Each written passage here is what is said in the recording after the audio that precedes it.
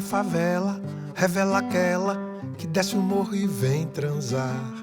O ambiente efervescente de uma cidade a cintilar. Favela revela o salto que o preto pobre tenta dar quando se arranca do seu barraco pra um bloco do BNH. A refavela, ó. Como é tão bela, ó. A favela revela a escola de samba paradoxal. Brasileirinho pelo sotaque, mas de língua internacional. A favela revela o passo com que caminha a geração do black jovem, do black Rio, da nova dança no salão. Oh, queria, ia, ia, queria, ia, queria, ia, oh, queria, ia. A refavela revela o choque entre a favela, inferno e o céu. Baby blue rock sobre a cabeça de um povo chocolate e mel. A refavela revela o sonho de minha alma, meu coração, de minha gente, minha semente, Preta Maria, Zé João. A refavela, ó. Como é tão bela, ó. A refavela, alegoria, elegia, alegria e dor. Rico brinquedo de samba enredo, sobre medo, segredo e amor. A refavela, batuque puro de samba duro de marfim. Marfim da costa de uma Nigéria, miséria, roupa de cetim. Queria, ia, oh, queria, ia, ia, queria, ia, oh, queria, ia,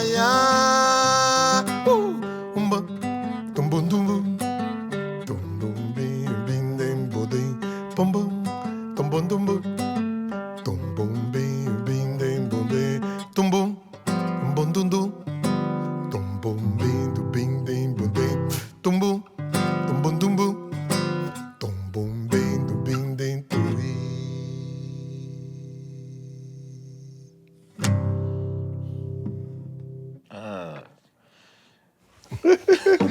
Não sei como é que a gente vai fazer isso aqui não, Gil. Bom, vai você.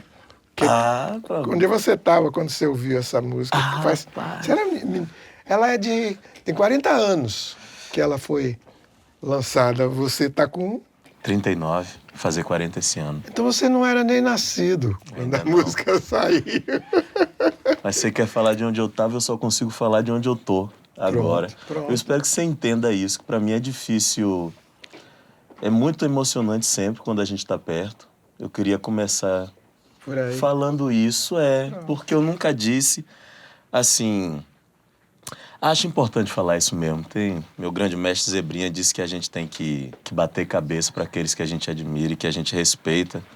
E eu não sei se você tem noção do seu significado para mim. Estar diante de ti é como estar diante de um orixá. Oba! Xangô é o meu orixá. Também. Como é que você se relaciona com eles? Você é da Bahia, né? Eu também sou, quer dizer, a Bahia é muito impregnada dessa referência africana, não é? Na religião, que veio com os escravos e depois foi submetida a um processo interessantíssimo que foi o sincretismo, né? Uma forma de disfarce que os negros acharam porque eram muito perseguidos. Tudo que eles faziam, quer dizer, sua vida, sua cultura, tudo era muito reprimido, colocado em segundo plano. Eles estavam ali para trabalhar, obedecer, enfim, gastar o corpo a serviço dos desígnios do senhor de escravo e não podiam.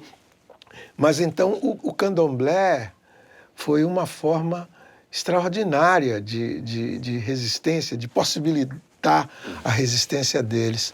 E os orixás se tornaram uma coisa muito forte, uma presença muito forte na Bahia e depois no Brasil inteiro. Né? Mas você sabe que eu não entendi o que é orixá?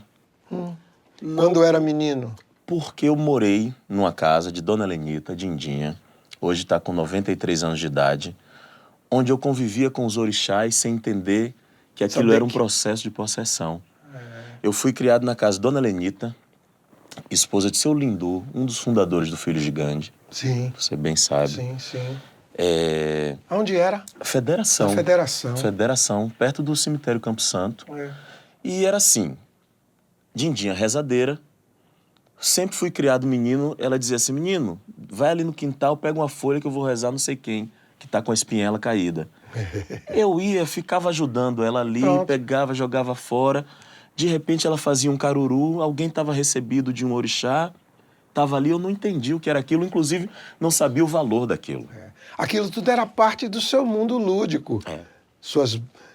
Era uma maneira de brincar, era uma maneira de se relacionar com eles, da sua família e também a partir deles com os outros, mas, enfim, ainda estava longe de entender as coisas da religião, a coisa dos deuses, às vezes ela botava oferenda, botava oferenda que era fruta, e eu lembro da gente, depois de uma semana, ir comer, e a fruta tá sem gosto.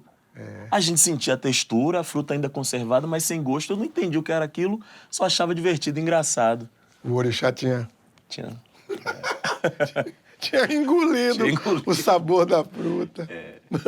Eu também, eu vivia no Santo Antônio e logo lá no final assim da rua tinha assim uma bandeira branca no telhado. Sim. Uma bandeira branca no telhado. O que é aquilo? Aí eu perguntava de vez em quando, mas lá em casa o pessoal desconversava. Minha tia e o pessoal não gostava muito de falar do assunto, não. Não, ali é uma casa diferente que tem ali, o pessoal mora ali e tal, não sei o quê. A Dindinha, essa minha tia, ela recebia orixá, tinha quarto de santo em casa e chamava candomblé de negócio. Ela não pronunciava candomblé macumba, ela falava o negócio, vou ali no negócio. Negócio. Porque era muita dificuldade, né? Mas hoje os orixás ficaram, né? Chegaram, fizeram parte, passaram a fazer parte propriamente do universo das crenças. A questão do sincretismo na Bahia ajudou muito, porque uma população de maioria católica, não é? Oxalá passou a se chamar, né? Passou a ser Jesus e tal. Os outros orixás foram tendo as suas personalidades, né? Associadas aos santos da Igreja Católica. Isso ajudou muito de modo que hoje é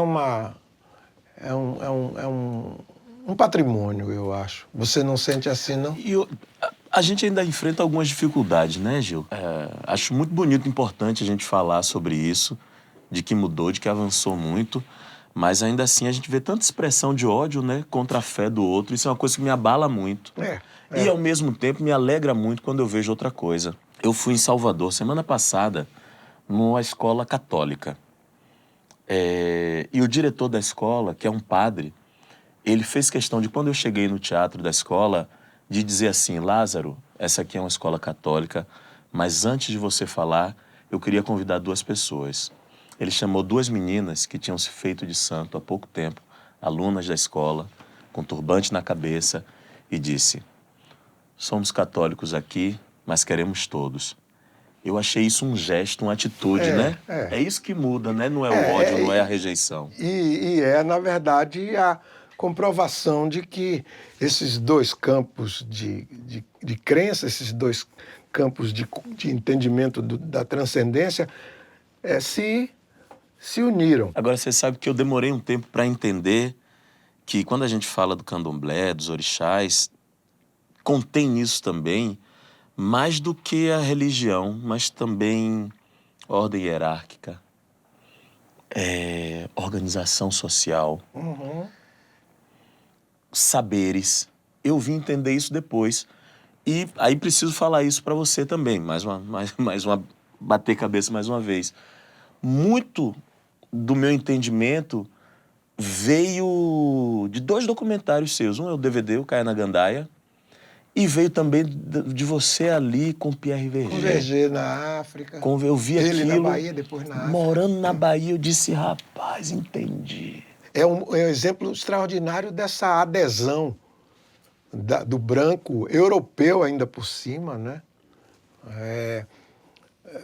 Francês, belga-francês, dali daquela região, e que veio, se encantou. No final da década de 1940, ele veio para a Bahia e nunca mais saiu. Ficou ali, se apaixonou pelo candomblé, se apaixonou pelas pessoas, pelo modo como as pessoas viviam na Bahia, sempre se encantou com a cidade de Salvador, ficou por lá.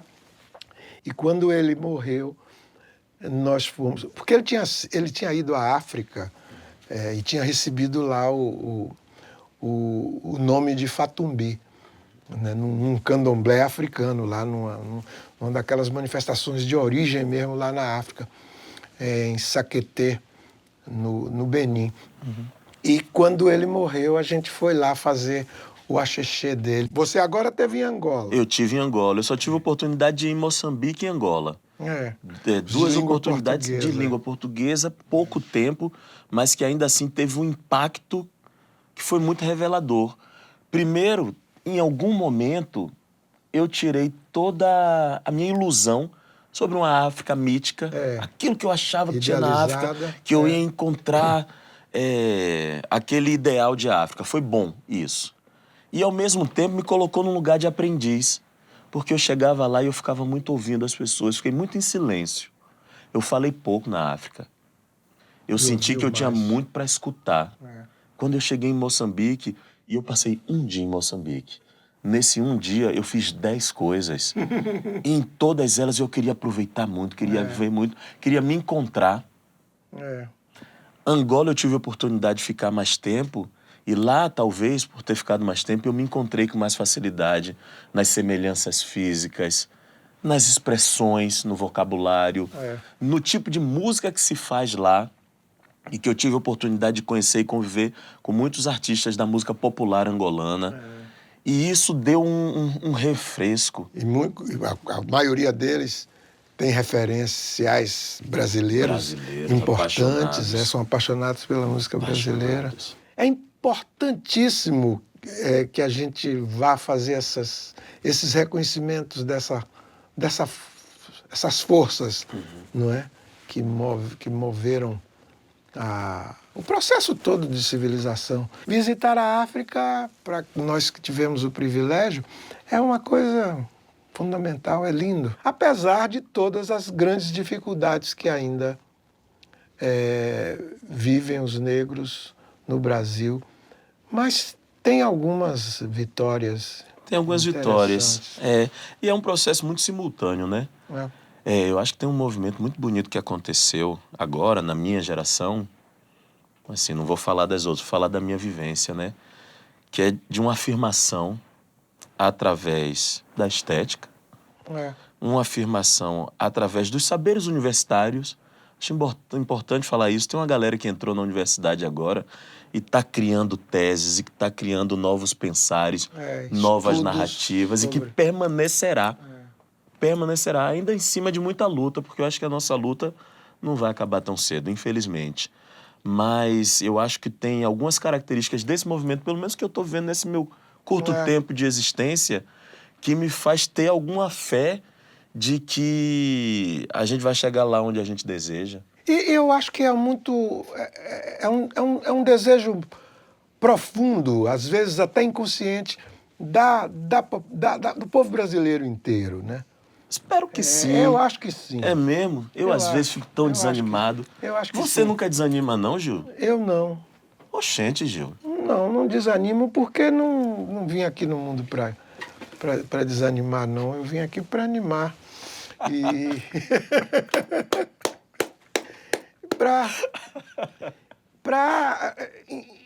fazer a leitura mais competente possível dos sinais dos tempos, da história, da minha própria vida, mas de tantos outros exemplos que a gente tem ao nosso redor. O carnaval, que é uma coisa, do ponto de vista brasileiro, é uma criação com forte contribuição negra, tanto como elemento fundamental para o prestigiamento definitivo dessa cultura, quanto também do aspecto de uma alegria, da explosão de uma alegria geral, que ainda que tenha uma contribuição negra fundamental para isso, ela emana também de outros aspectos da vida brasileira, não é? Então o carnaval reforça. O carnaval é uma das grandes contribuições, uma das grandes vitórias. Caetano que diz de vez em quando, não é, que o Brasil precisa fazer jus ao carnaval que tem. Olha, é isso. Não é? E começa, e agora parece que finalmente a gente começa a perceber que tem isso. Isso é uma coisa que fica para sempre, né? É o que eu me falo para não ficar desanimadinho, porque eu tenho uma tendênciazinha a desanimar. Vou falar a verdade. Mas não adianta desanimar, não. O rio da história é caudaloso. E ele vai arrastando pelas ribanceiras que margeiam esse rio. Ele vai derrubando barreiras e tudo, vai... Porque não adianta, é um país imenso como esse, né? Com tanta riqueza, do ponto de vista material, do ponto de vista espiritual, cultural e tudo. Um país admirado pelo resto do mundo. Então, eu acho que não adianta essas resistências reacionárias, enfim, de certas correntes de pensamento político ou de pensamento de profissão religiosa e tal. Não adianta. O Brasil é maior do que tudo isso. Não há abismo em que o Brasil caiba. Ele é só maior. Você mesmo, Gil. Ele é maior. Quando vai cair no abismo, ele fica preso ali na boca do abismo, porque ele é maior do que a boca do abismo. Aí o abismo diz, tá bom, então vá. Volte, vá lá pro seu... Vá lá pro seu carnaval. Ah, meu Deus. Vividas ou sofridas por nós em relação ao racismo são várias. Eu, quando eu era menino propriamente, pequeno, não sentia isso, porque vivia em Ituaçu, uma cidadezinha pequena, onde meu pai era médico, portanto uma pessoa muito prestigiosa na cidade, com muita influência na cidade. E no interior do Brasil, essa tensão entre raças e etc., é mais difusa. Ela não existe como existe nos grandes centros e tal. Então eu só fui vivenciar experiências assim racistas quando eu vim para o colégio em Salvador. Olha. Eu fui estudar nos Maristas, um colégio de católico, de padres, com uma população quase que totalmente branca. Para você ver, em quase 800, 900 alunos que tinha o colégio, você contava 4 ou 5 negros. Não é? Eu era um deles. E aí sim, experiências incríveis. Um dia eu estava numa aula de matemática e um professor, um daqueles irmãos maristas que era o professor, de repente eu levantei o dedo para fazer uma pergunta e ele... Baixa o dedo, seu nego boçal. Assim. Eu tomei aquele susto, eu disse, o que é isso? O que ele está... E daí aí foi a minha iniciação. O despertar. No mundo do racismo. Eu tive muitas experiências. Inclusive, eu acho que eu escrevi o livro Na Minha Pele justamente por isso. Para colocar no papel sensações que nem eu consegui identificar. Porque às vezes tem várias expressões de racismo que vêm no silêncio, ou no princípio da suspeita. O princípio da suspeita é uma coisa que eu vivi muito. Já tive arma na cabeça, sendo considerado ladrão na porta do meu banco, bandido, ser seguido em supermercado. Isso foi uma coisa muito comum. A fama, depois, quando você fica conhecido... vai alforreando. Alforreando. Claro. Vai alforreando. Nós hoje somos... Eu, você e tantos outros no Brasil somos negros. Mas eu acho um assunto importantíssimo da gente falar. A gente tem que mexer nessa ferida. E às vezes tem um custo de você falar sobre isso. Eu tenho falado muito nos meus trabalhos que eu faço, nos livros que eu escrevo, no programa de entrevista que eu faço. Mas, ao mesmo tempo, eu sinto que falar tem libertado. Tem libertado várias pessoas que estão entendendo como enfrentar e entendendo também o que é que a gente sente. Quando eu vejo coisas assim como aquela menina que começou a gritar macaco, macaco, macaco, para o menino goleiro, jogador goleiro do Santos, lá em Porto Alegre, no estádio do Grêmio, às vezes me ocorre. E depois até os pronunciamentos dela, enfim, consternados que ela teve, me fazem pensar que muitas das atitudes racistas no Brasil são inadvertidas, são folclóricas, são feitas por adesão a uma superficialidade. E é o princípio da rejeição ao negro também, Gil. Claro. Olha só que bonito. Me toquei disso agora. Nós dois, homens negros, estamos conversando aqui. A gente está falando só de aspectos positivos da negritude. E nem sempre é assim. Claro que não. A maioria das vezes, inclusive, infelizmente, a narrativa é que o ser negro, traços negros, cultura negra é algo a ser rejeitado. Quando não, quando é potência. Essa é a minha luta. Para ressignificar a cultura negra e a negritude como potência. É dizer, olha só, estou falando disso aqui, não é por uma questão de reparação social, não. É porque tem beleza aqui, tem potência, tem saber. Eu estava vendo um comentário sobre você na novela. Alguém que mandou um comentário falando... isso é a TV Globo dando cota para negro. Eu achei interessantíssimo. Para ele que estava dizendo isso, ou ela, não me lembro quem que disse isso, porque, sem se dar conta... Estava entendendo qual é a função da cota. Você sabe que... Na verdade, era isso mesmo, um pouco. Uma coisa que era impensada há 20, 30 anos atrás, um protagonista negro numa novela. Eu falo do público também, que o público está dizendo, eu quero ver isso, eu gosto. Você que me disse isso. Como é? O povo sabe o que não quer, só não quer o que não sabe. O povo sabe o que quer, mas também quer o que não sabe. O povo sabe o que quer, mas o povo também quer o que não sabe. O povo sabe o que quer, mas o povo também quer o que não sabe. O povo sabe o que quer, mas o povo também quer o que não sabe. É isso que me autoriza, Lázaro, a fazer uma afirmação, a ousar uma afirmação como aquela, de que o povo brasileiro quer. Só que não sabe, e é preciso ensinar. É isso. Tem essa função pedagógica, didática, em tudo que a gente faz, em tudo que os colegas que aderem aos nossos modos de fazer.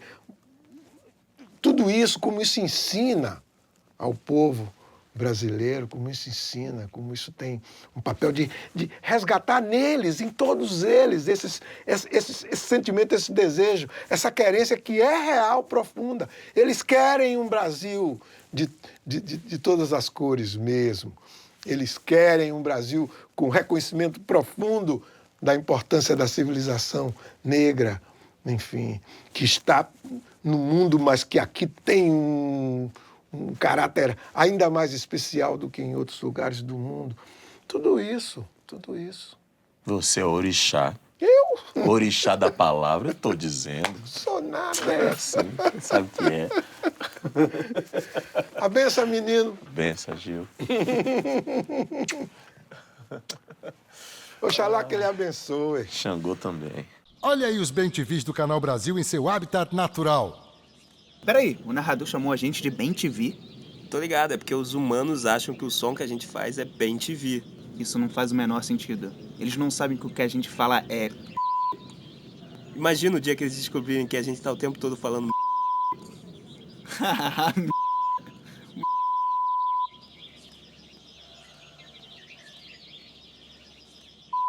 Tá, chega. Já deu.